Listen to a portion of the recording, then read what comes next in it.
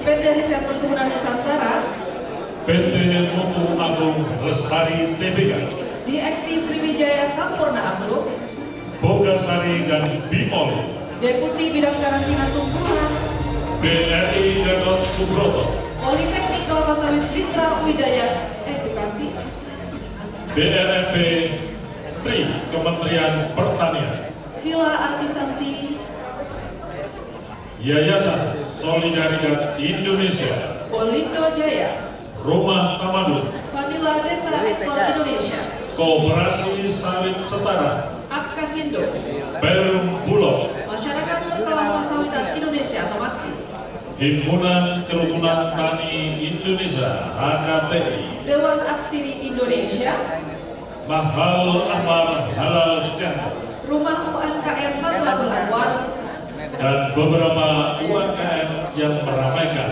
Expo IPORES 2025. Baiklah, Ibu Bapak, setelah tadi Bapak dan Ibu Deputi bersama para pimpinan meninjau secara langsung produk-produk yang dipamerkan pada Expo IPORES 2025 ini, selanjutnya kita akan masuk ke acara diskusi panel sesi pertama. Tema diskusi kebijakan industri kelapa sawit. Hal ini juga merupakan isu yang sering menjadi misinformation dan misunderstanding antara pemangku kebijakan dengan para pelaku industri. Sesi kali ini akan dipandu oleh moderator kita yang luar biasa, yaitu Bapak Insinyur R. Ajis Hidayat MM, yang merupakan Ketua Bidang Perkebunan dari Gabungan Pengusaha Kelapa Sawit Indonesia atau GAPKI, dan kami langsung saja mengundang Bapak Ajis Hidayat untuk memimpin sesi pertama IPORES 2025. Kami persilakan. Jangan keras sama dia. Jadi nggak ikutan.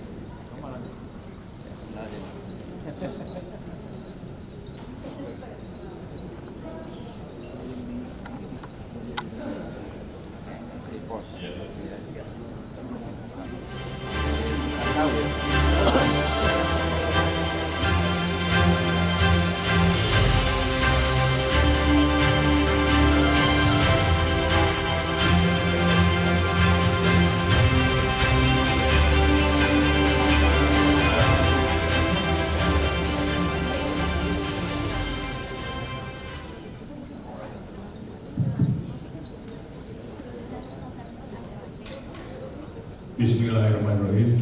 Assalamualaikum warahmatullahi wabarakatuh.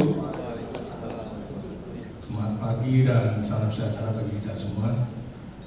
Yang saya hormati Bapak Dr. Agus Eko Nugroho, Kepala Organisasi Riset Tata Kelola Pemerintah, Ekonomi, Kesejahteraan Masyarakat BIN, dan Ibu Delima Azhari, Ketua KPPI, Bapak-bapak, ibu-ibu, narasumber, moderator, dan seluruh peserta IPORES yang saya banggakan.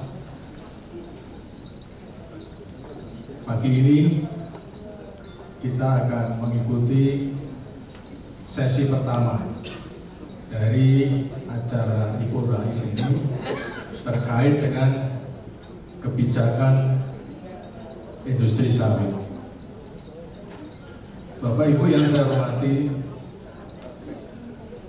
setelah UCK yang diperbarui dengan Undang-Undang Nomor 6 Tahun 2023 telah diterbitkan turunan berupa PP dan Peraturan Menteri, juga ada Perpres, dan akhir-akhir ini juga kita sudah melihat dan juga sudah membaca ada peraturan-peraturan baru, ada Perpres 5 tentang Satgas PKA, penertiban kawasan hutan. Kemudian ada PP 45 yang baru terbit tentang denda. Kemudian ada juga PP 28 tahun 2025 tentang perizinan berusaha berbasis risiko, itu juga terkait dengan industri sawit. Kemudian juga ada Perpres nomor 16 tahun 2025 tentang sistem sertifikasi perkebunan kelapa sawit berkelanjutan atau ISPO, di mana di ISPO ini juga ada ISPO hulu, ISPO hilir, dan ISPO untuk bioenergi. Pada sesi pertama ini kami akan mengundang yang pertama narasumber dari Kementerian ESDM. Kami mengundang Bapak Irian Permana Dharma. Mohon silakan, beliau mewakili Dirjen EBTKE Kementerian ESDM. Tepuk tangan untuk Pak Irian. Kemudian yang kedua, narasumber kita Ibu Muawana, PhD, Kepala Pusat Riset Ekonomi Industri Jasa dan Perdagangan dari BRIN. Silakan. Kemudian yang ketiga, kita undang narasumber kita Bapak Petrus Chandra, MBA. Beliau adalah Ketua Teknologi BPPI, Gabungan Pengusaha Perkebunan Indonesia. Dan yang keempat, Bapak Agus Purnomo, beliau adalah Direktur PT Smart TPK. Tepuk tangan untuk para narasumber kita.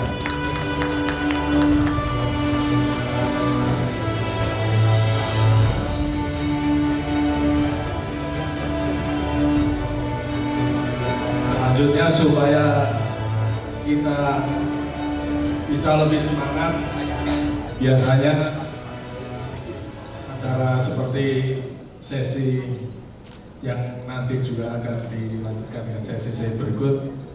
Untuk mengawali sesi pertama ini, kami ingin menyampaikan dulu pantun supaya semangat. Hari Senin kemarin, istri tercinta pergi ke pasar beli cabai rawit.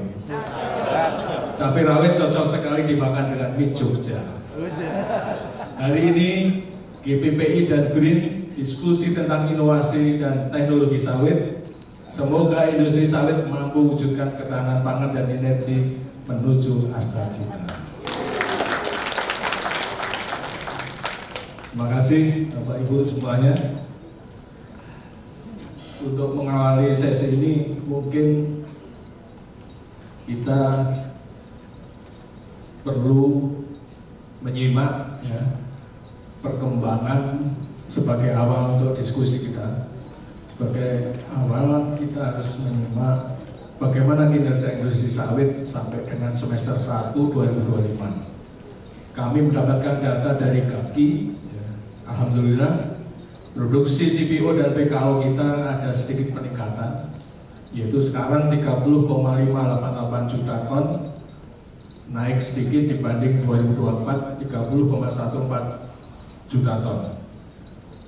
Konsumsi lokal juga ada peningkatan dari 2024 13,5 juta ton, sekarang 14,30, diantaranya diserap oleh biodiesel, yaitu tahun sekarang sampai dengan Juli ya 7,23 juta ton dibanding Juli 2024 6,4. Jadi hampir 1 juta ton penyerapan untuk biodiesel.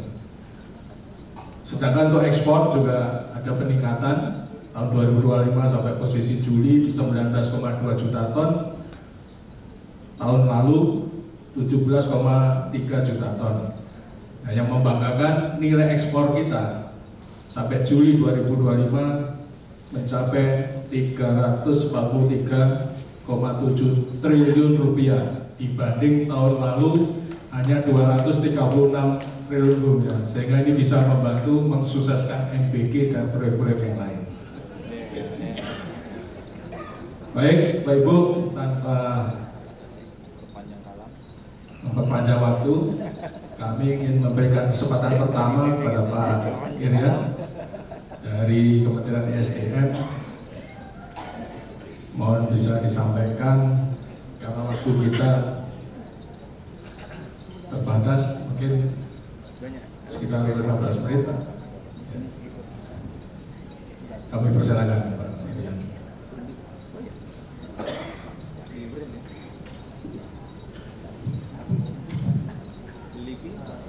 Terima kasih Bapak.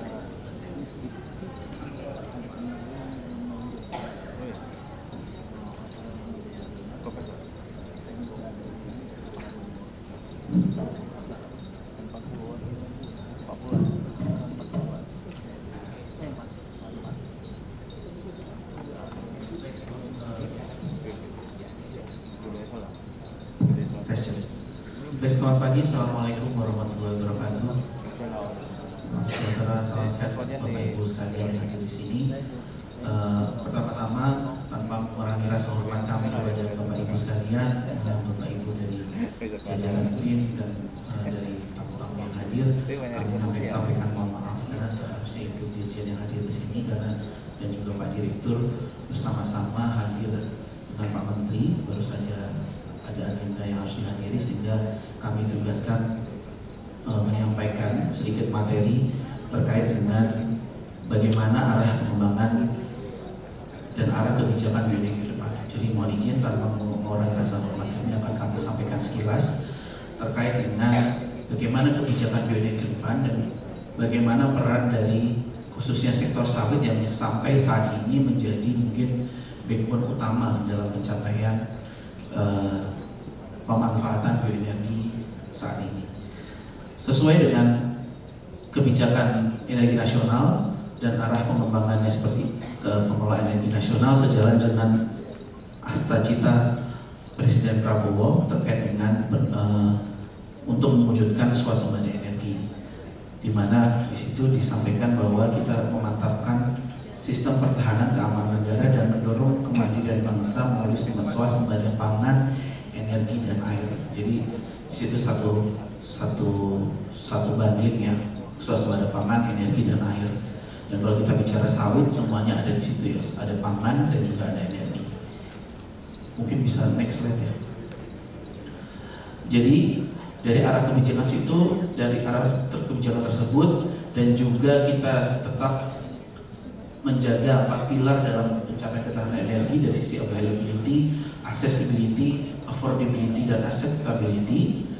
Kebijakan pengembangan bioenergi ini juga dilandaskan pada bagaimana kita berkomitmen untuk menurunkan emisi gas rumah kaca, terutama kontribusi di sektor energi. Bisa slide selanjutnya.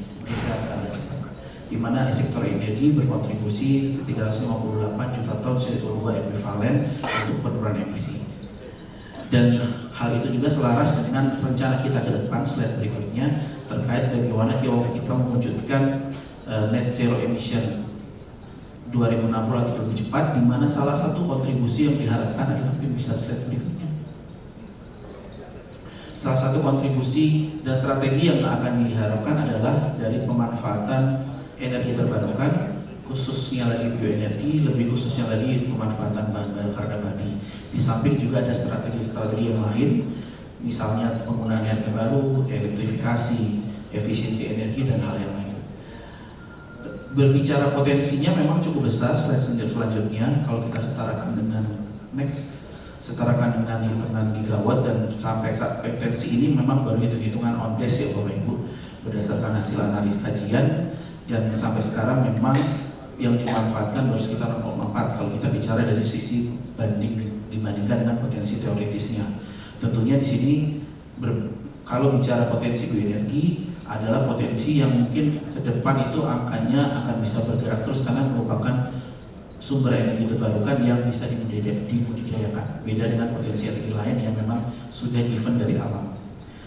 Dan sampai tahun kemarin capaian bauran energi terbarukan, slide selanjutnya, mencapai 14,68% kontribusinya. Memang masih belum mencapai target yang kita inginkan di 2025, sehingga kemudian KEN sendiri sudah direvisi dengan kebijakan energi nasional yang baru dengan target skenario yang baru untuk menyesuaikan perkembangan hingga saat ini. Dan dari capaian target 14,6% tersebut, kontribusi pemanfaatan biodiesel sendiri berkontribusi 4,5% untuk kontribusi dari BBM cair. Kalau kita bicara kontribusi bioenergi secara keseluruhan, slide berikutnya, kontribusi pada capaian bauran tahun kemarin,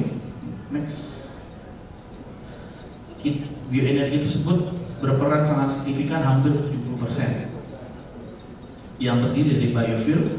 Jadi dari 14% tadi kita berkontribusi 70% terhadap EBT yang lain. Jadi dari 14%, 70% tersebut terdiri dari biofuel, khususnya biodiesel B35 yang tahun kemarin kontribusinya 30,9%. Kemudian dari pemanfaatan bioenergi untuk listrik